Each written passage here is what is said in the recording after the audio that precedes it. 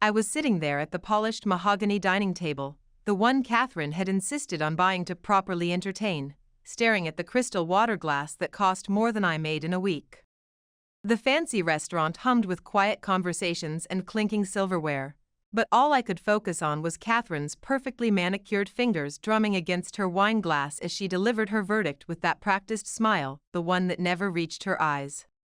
"The thing is, Victoria," Catherine said, her voice dripping with false concern, "I just worry about your future. 29 years old and still doing that kind of work." I felt my chest tighten. Here we go again. Another family dinner, another lecture about my life choices. I knew what was coming before she even continued, but hearing it out loud still felt like a slap.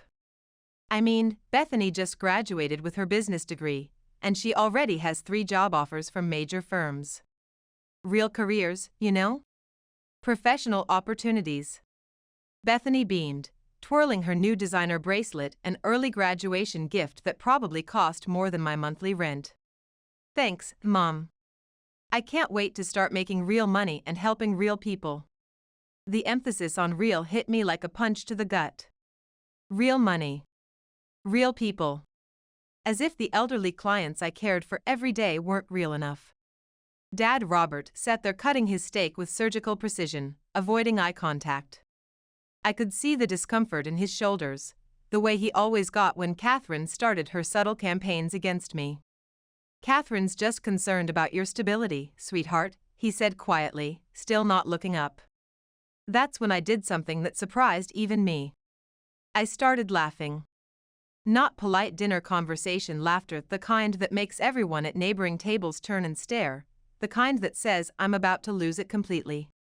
Catherine's smile faltered for just a second before snapping back into place. "Something amusing, dear?" she asked, her tone arctic. "Yeah," I said, still laughing. "Me. I'm amusing for thinking this family would ever see my work as valuable." So that's how it started. That's the moment I decided I was done seeking their approval. Oh wait, I should probably introduce myself properly. I'm Victoria. I was 29 when this happened, working as a home care aide for elderly clients in our small Ohio town. Sounds simple, right? 5 years I'd been building my client base. 5 years of being the person families called when their loved ones needed someone trustworthy. 5 years of being told by clients that I was their lifeline, but apparently not respectable enough for my own family. Before I dive deeper into this story, please like this video, subscribe to the channel, and let me know in the comments if you've ever felt invisible in your own family despite pouring your heart into meaningful work. Trust me, this story goes places even I couldn't have imagined. So back to that restaurant, that moment. I composed myself and told Catherine I appreciated her concern, that I understood her perspective. Then I excused myself to the bathroom, walked past Bethany, who was literally showing her graduation photos to the server, describing her amazing opportunities in corporate consulting.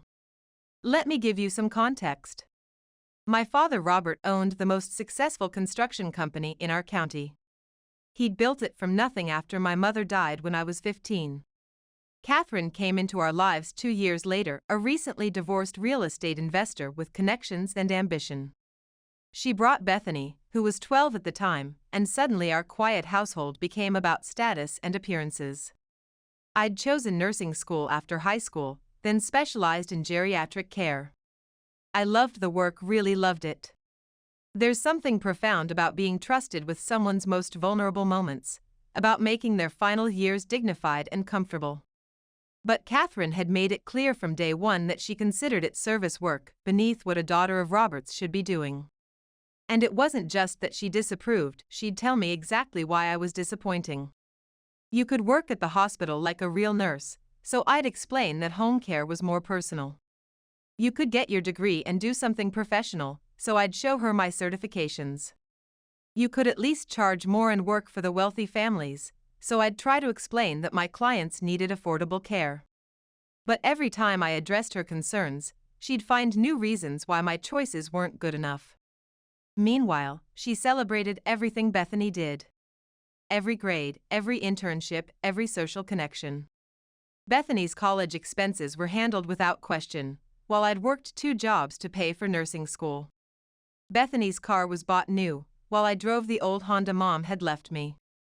And now Bethany's future was being toasted with champagne, while my 5 years of building trust in the community was dismissed as just getting by.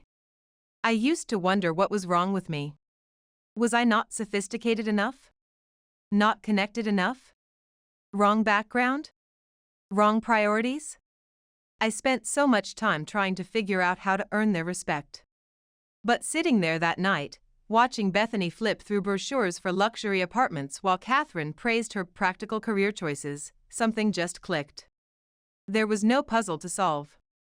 The game was rigged not just against me, but against anyone who chose purpose over prestige. That night I went home to my tiny apartment and cried. Like, ugly cried. The kind where you're curled up on your secondhand couch at 2 a.m. wondering how you let their opinions matter so much. I called my best friend Grace, and she listened to me pour out 5 years of frustration. Then she said something that changed everything. So stop trying. I can't just stop, I said. This is my family. That's just guilt talking, she said. Grace is a nurse, she's seen plenty of family dysfunction in her work. She's always cutting through my emotional fog with practical wisdom. It's not that simple, I argued. They're the only family I have, and Dad dash. No, Vic, she interrupted. I didn't say cut them off. I said stop trying to win their approval. Stop shrinking yourself to fit their narrow definition of success. Stop apologizing for choosing work that actually matters. I sat with that for a minute. That's not who I am, I finally said. Maybe it's who you need to become, she replied. I couldn't sleep that night. I kept thinking about what Grace said, about how I'd spent 5 years trying to prove my worth to people who had already decided I didn't measure up. And something hardened inside me. A plan started forming. See, I knew things. I knew exactly how the elder care system in our town actually worked, not the polished version Catherine heard at her charity luncheons. I knew which families were desperate for reliable care. I knew which facilities were understaffed. I knew where the gaps were, the places where someone like me could make a real difference. And most importantly, I knew that despite my family's dismissal, I had built genuine relationships with dozens of clients and their families. The next morning I went about my routine like normal. I smiled at Catherine when she dropped by Dad's office. I congratulated Bethany on her job interviews. I answered calls from worried family members needing care advice. But something had changed. For the first time in 5 years, I wasn't trying to prove anything to anyone except myself. Instead, I started documenting everything. Every care protocol I'd developed, every relationship I'd built, every family that trusted me with their most precious loved ones. I organized it all into a private notebook, my experiences, my knowledge, my reputation. Then I created what I called my independence plan. It was a detailed map of exactly how much the community relied on me, where the real needs were, and this is important, which families would follow me if I started my own care service. You might be thinking this sounds calculated, even cold. And you know what? You're right. But 5 years of being treated like your life's work doesn't matter will do that to a person. 5 years of watching your family celebrate everything except what you've chosen to dedicate your life to, it changes you. I gave myself 6 months. 6 months to execute what I started calling my quiet revolution. Not giving up on my clients, that's not who I am. No, I kept providing the same compassionate care, but my goal had changed. I wasn't working for family approval anymore. I was working toward my own future. The first phase was making myself even more invaluable. Counterintuitive, right? But necessary. I volunteered for the most challenging cases. I became the person families called when other caregivers couldn't handle their situations. When our most demanding client, Patricia, had a crisis, her daughter would call me directly, not the agency's emergency line. I was careful about it, I didn't create drama or make other caregivers look bad. I just positioned myself as the solution to problems that already existed. And I documented every grateful family, every successful intervention. The second phase was building my foundation. I started having coffee with other independent caregivers who'd left agencies to work for themselves. I updated my certifications, not just the required ones, but specialized training in dementia care, end-of-life support, anything that would set me apart. I wasn't looking for another job. I was laying groundwork for something entirely my own. Phase 3 was the hardest. I had to start detaching emotionally while still appearing like the dutiful stepdaughter. I stopped taking it personally when Catherine would dismiss my work in front of her friends. I stopped feeling crushed when family celebrations revolved entirely around Bethany's achievements. I started seeing these family gatherings not as chances to finally earn their respect, but as research for what I was planning next. Around month 4 of my plan, something unexpected happened. Catherine announced another milestone for Bethany. This time it was a prestigious internship at a major consulting firm, the kind of opportunity that came with connections and a clear path to success. Normally this would have shattered me. But I just smiled and congratulated her. Catherine looked surprised by my reaction. She'd expected jealousy, or at least for me to ask how I could get similar opportunities. But I didn't. I just kept working on my plan. By month 5, I'd saved enough money to cover 6 months of basic expenses. I'd registered my own care service, just the paperwork at this point. I'd researched small business loans, and I'd started having very careful, very private conversations with families of clients who were frustrated with agency limitations. I wasn't stealing clients, not technically. I was just being available, offering advice, building relationships that existed outside the agency structure. Then came the day. 6 months to the day after that dinner where Catherine had dismissed my career, I walked into the family Sunday dinner and made my announcement. I'm starting my own business, I said, setting down my water glass with steady hands. The table went silent. Catherine's face went through about 5 different expressions in 3 seconds: confusion, disbelief, condescension, concern, and finally, the one I was waiting for, alarm. You can't be serious, she said. You don't have the resources. You're caring for Patricia and 3 other clients. You need the agency's support. I just smiled. I've given this a lot of thought. It's time. Is this some kind of rebellion? Because we can talk about helping you find something more suitable. Robert, tell her dash. I cut her off. No, Catherine. This isn't a discussion. I'm moving forward. And now we're at the part where it gets really interesting. The part where my 6 months of careful planning starts to pay off. The part where they finally realize exactly what they've been overlooking. But before I get into that, I need to take a quick breath, because even now, 2 years later, telling this story makes my heart race. Makes me remember how terrified I was, how close I came to backing down, how many times I almost convinced myself to stay in that familiar pattern rather than risk everything on my own vision. So do you want to hear what happened next? How they reacted when they realized what I'd built. How my independence wasn't just satisfying, it was transformative. Because trust me, watching them scramble was just the beginning. The 2 weeks after I announced my business were absolute chaos in my family. I've never seen a household dynamic shift so dramatically, and I had front row seats to the whole meltdown. First, Catherine tried to convince Dad that this was just a phase. Called an emergency family meeting, which felt surreal since we'd never had emergency family meetings about anything I'd done before. She apparently told him, Victoria's always been impulsive, but we have connections that could help her find something stable. That's when they started discovering just how wrong she was. See, they hadn't realized how much of the local elder care I'd quietly been coordinating over the years. All those late-night calls when families couldn't reach their regular services. All those relationships I'd built because the official agencies had waiting lists or couldn't handle complex cases. It was like I'd been the invisible backbone of elder care in our community for 5 years. By day 3 after my announcement, the panic had set in. Suddenly Catherine wanted to know exactly what my business plan looked like. She scheduled lunch meetings to discuss my future. She even offered to introduce me to her real estate investor friends, people who, by the way, had never shown interest in my work before. "I could help you find proper office space," she said, smiling with obvious strain. "My rates for family are very reasonable." The condescension in her voice was unmistakable. Like I was a child playing dress-up who needed adult supervision.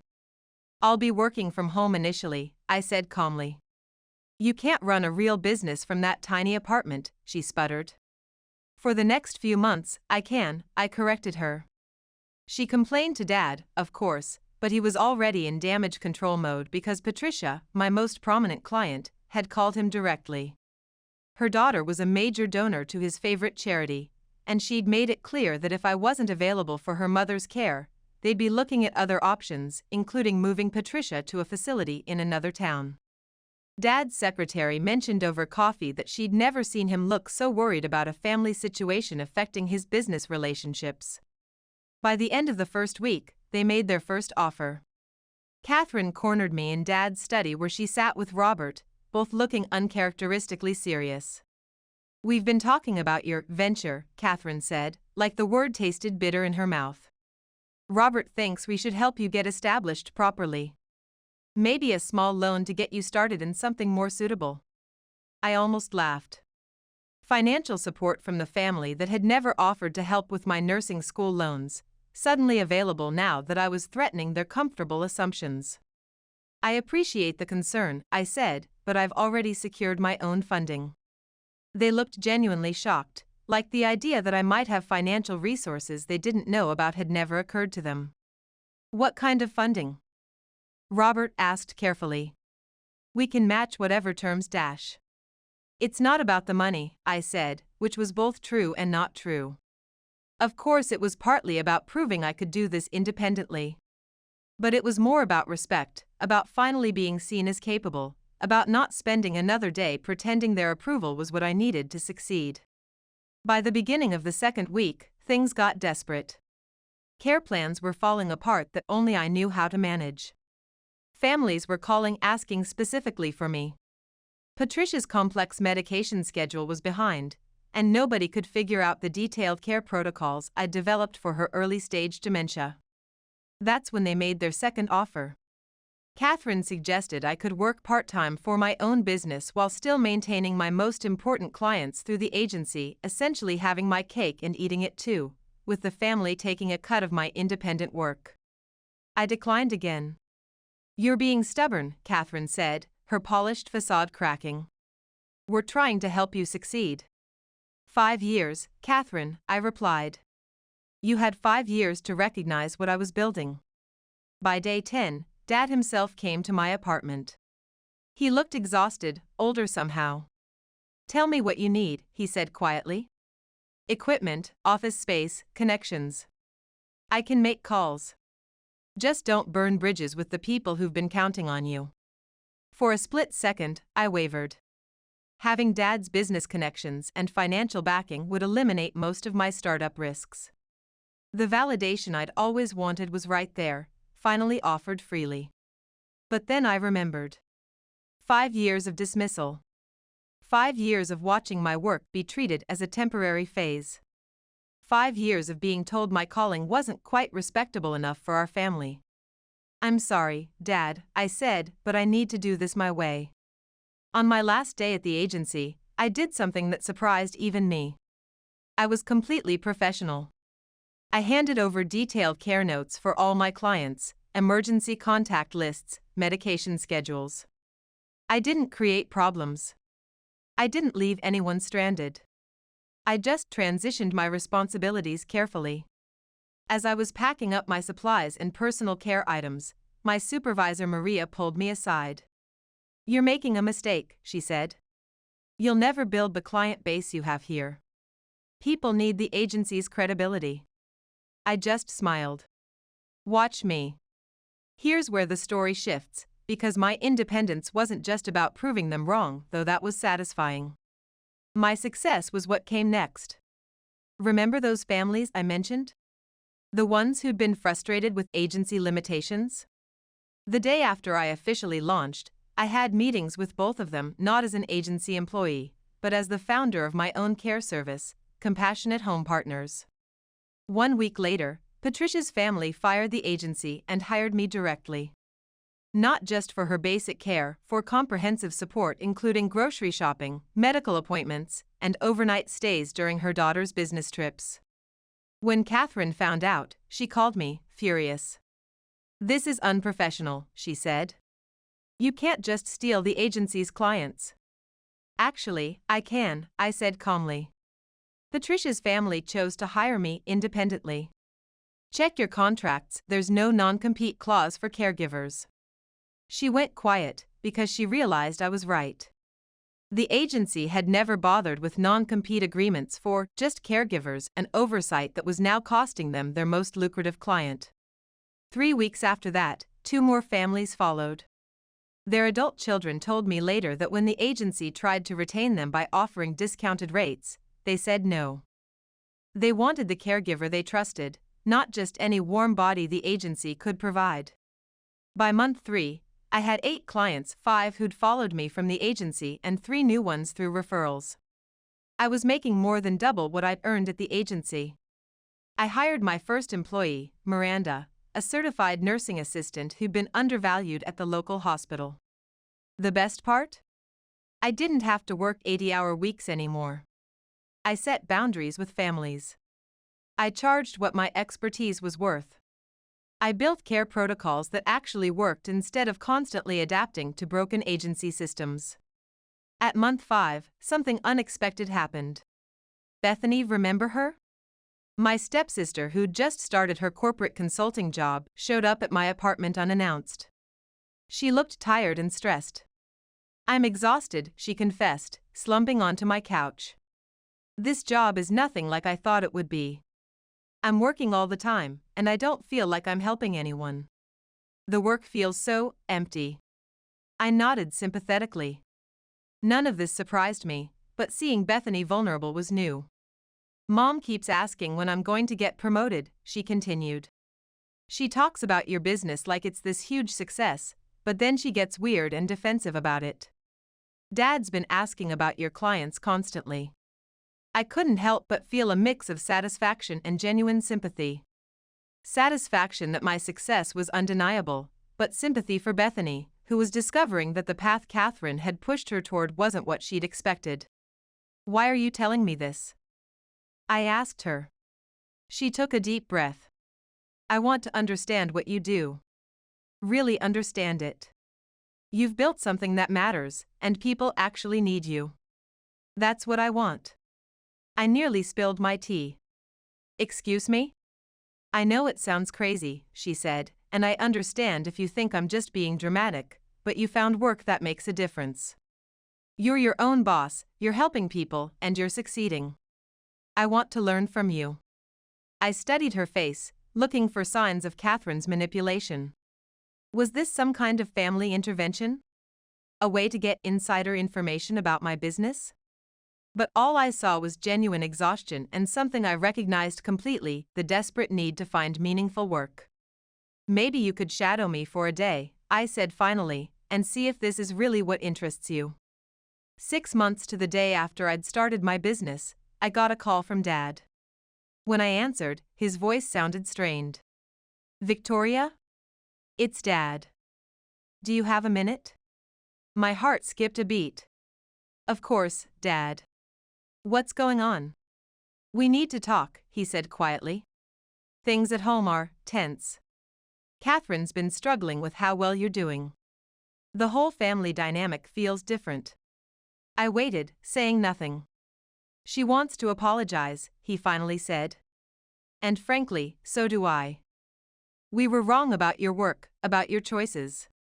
You've built something incredible, and we were too narrow-minded to see it." I closed my eyes, taking in the moment. This, right here, was what I'd wanted to hear for so long. Validation.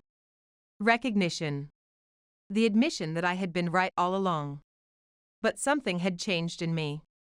"I appreciate that, Dad," I said, echoing the calm tone I'd learned to use with difficult family members, "and I'm glad you can see the value in what I do now." "Catherine wants to help," he said, hope creeping into his voice. She has connections, resources. We could really support your expansion. That's when I realized something important. My fantasy had always ended with them finally seeing my worth and me gratefully accepting their support. But now that it was actually happening, I discovered I didn't need their validation anymore. Not their approval, not their connections. Because I'd built something better. Something that was entirely mine. "I'm sorry, Dad," I said, and I was surprised to find I actually meant it, but I've moved on. And you should too. After I hung up, I sat at my kitchen table, the same table where I'd cried after so many family dinners, but now it was covered with care plans and business documents instead of self-doubt. And I cried. Not sad tears. Not angry ones. Relief. Release. The final letting go of 5 years of feeling not quite worthy of my own family's respect. Today, Compassionate Home Partners has 12 employees. We've doubled our client base each year for the past 2 years.